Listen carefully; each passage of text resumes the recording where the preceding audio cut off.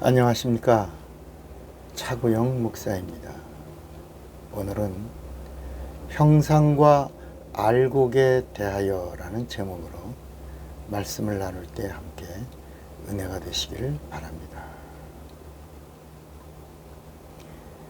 인간은 형상이 없는 존재로 하나님이 그렇게 지으셨습니다. 세상의 모든 만물들은 다 형상이 있습니다. 짐승들도 다 각각의 형상대로 짐승을 흙으로 지으셨다. 이렇게 성경이 말씀합니다. 그런데 유독 인간만 하나님의 형상이 아니라 하나님의 형상의 모양으로 지으셨다. 이렇게 말씀하는 겁니다. 인간만 형상이 없는 자요, 형상의 모양으로 지었다는 겁니다.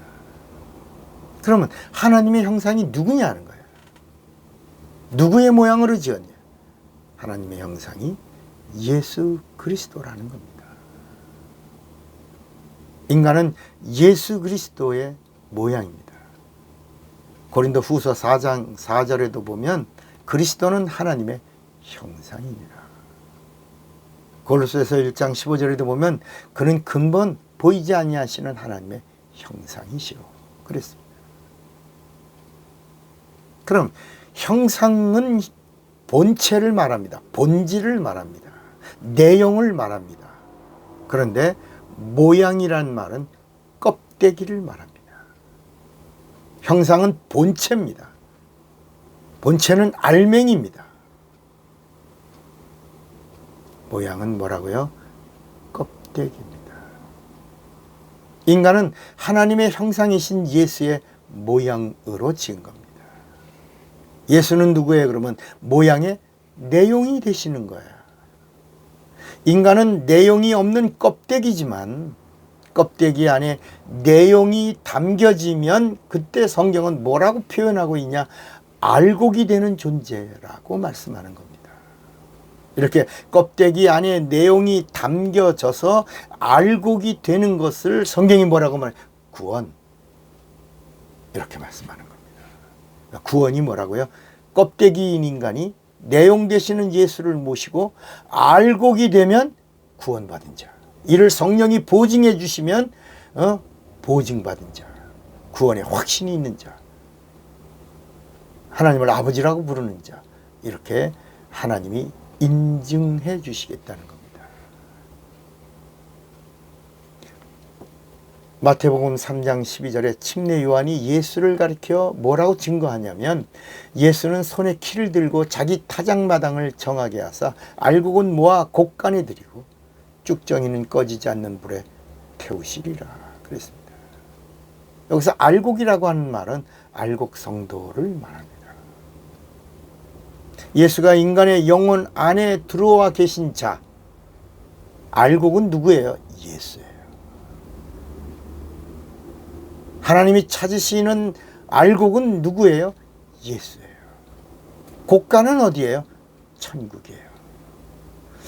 성령 침례를 받아서 하나님으로부터 알곡 성도인 것이 보증받으면, 예수의 이름이 있다는 사실을 보증받으면, 예수가 믿는 자 안에 있다는 사실을 보증받으면 곡간인 천국에 들어간다는 것입니다. 그러나 예수 없는 인생은 쭉정이요, 껍데기 인생입니다. 나중에 불못에 떨어져서 영원한 고통을 받을 것입니다. 고린도 후서 4장 7절에 보면 우리가 이 보배를 질그릇에 가졌으니 이는 능력의 심히 큰 것이 하나님께 있고 우리에게 있지 아니함을 알게 하려 함이라. 여러분, 우리 육체는 모양이에요. 껍데기예요. 질그릇이에요. 빈 그릇이에요. 그런데 예수가 보배인데 보배이신 예수가 껍데기인 질그릇 안에 내용으로 들어오시니 우리가 보배로운 그릇이 됐다는 겁니다. 다시요. 보배는 누구요? 예수요. 깨지기 쉬운 질그릇이 누구요? 우리예요. 나예요. 이 질그릇인 우리 안에 보배이신 예수가 있으면 졸지에 보배로운 그릇이 되는 자가 인간이라는 것입니다. 육체는 연약합니다. 이것이 육체의 특성입니다. 이 연약한 육체이고 깨지기 쉬운 질그릇입니다. 한 번밖에 살지 못하기 때문에 인간은 이 목숨이 끝나는 것을 두려워합니다. 여러분, 왜 병에 걸리면 병 고침 받으려고 병원으로 달려갑니까? 살려고 하는 거 아닙니까? 한 번밖에 살지 못하기 때문에 인간은 목숨이 끝나는 걸 그렇게 두려워하는 겁니다. 인생에는 연습이 없습니다. 단 한 번의 생애이기 때문에 일생이라고 합니다. 10년을 살아도 일생이요, 100년을 살아도 일생이요, 60년을 살다가도 일생입니다. 한평생입니다. 한 번뿐인 삶이기 때문입니다. 육체는 부족합니다. 늘 넘어집니다. 그러나 육체는 언제나 기회입니다. 육체가 있는 동안에 회개하고, 육체가 있는 동안에 죄 용서 받을 수 있어요. 육체가 있는 동안에 마귀 자식이 하나님의 자녀가 될 수 있어요.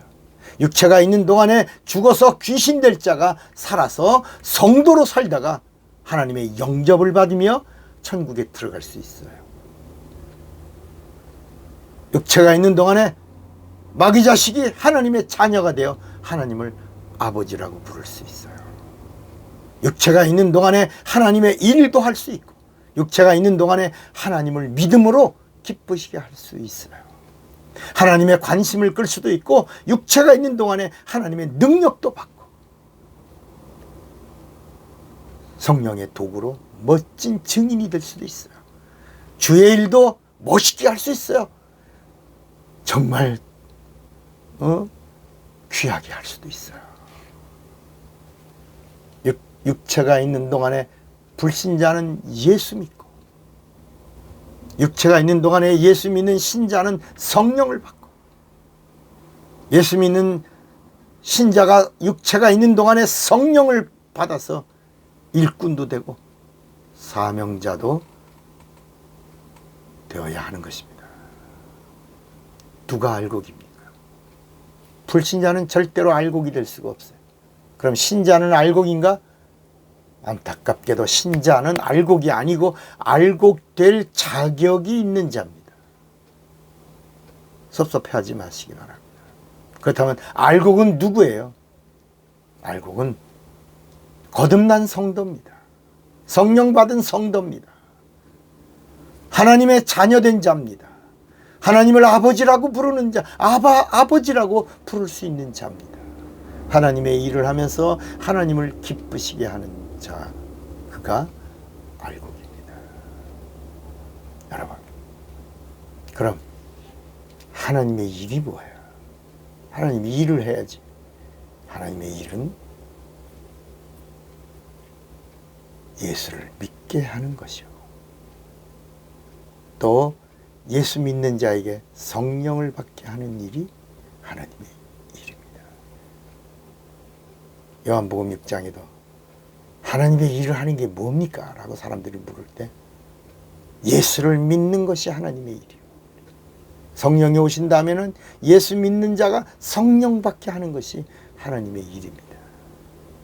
당신은 껍데기입니까? 알곡입니까?